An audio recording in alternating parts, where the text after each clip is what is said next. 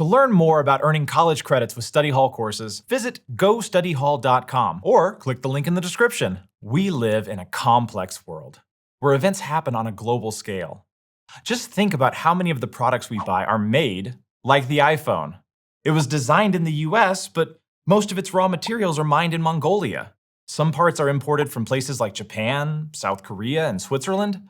Then they're all assembled in China and shipped all over the world. The world we live in is incredibly connected, but the world wasn't always so global.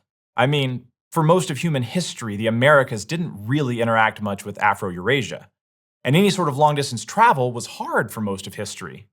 So the road from the less connected world to now is a long one with a lot of different forks. That's why it's fascinating to go back just before the world was becoming more connected, which many say began around the end of the 15th century, and call the modern era.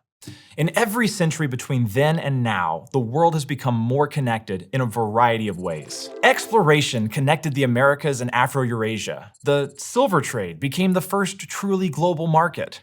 Revolutions in religion and philosophy changed the way people lived and saw their lives. Technology has made the connection easier over and over again, from breakthroughs in sailing technology all the way to the internet you're watching this on right now. We'll also talk about the big players along the way, the empires and other types of civilizations who will decide what to do when faced with that large-scale change. It's easy to think of events through history like dominoes falling into place, but the fact is, history was made by people, not dominoes. Hi, I'm Rob Fuller, and this is Study Hall Modern World History. When I'm not teaching history courses here at Arizona State University, I'm usually researching the apocalypse? Okay, as an apocalypse historian, I study the history of the end of the world. And I've been doing that since before it was cool back in 2012. In addition to studying the end of days, I'm also pretty familiar with the everyday and the challenges we all face as students. You see,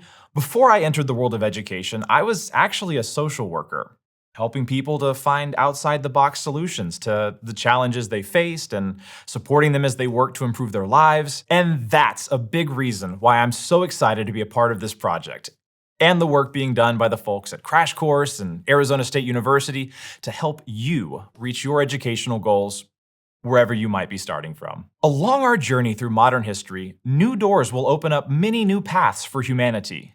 Big moments that will change and connect the world in profound ways, and people will have to decide what to do in the face of that change.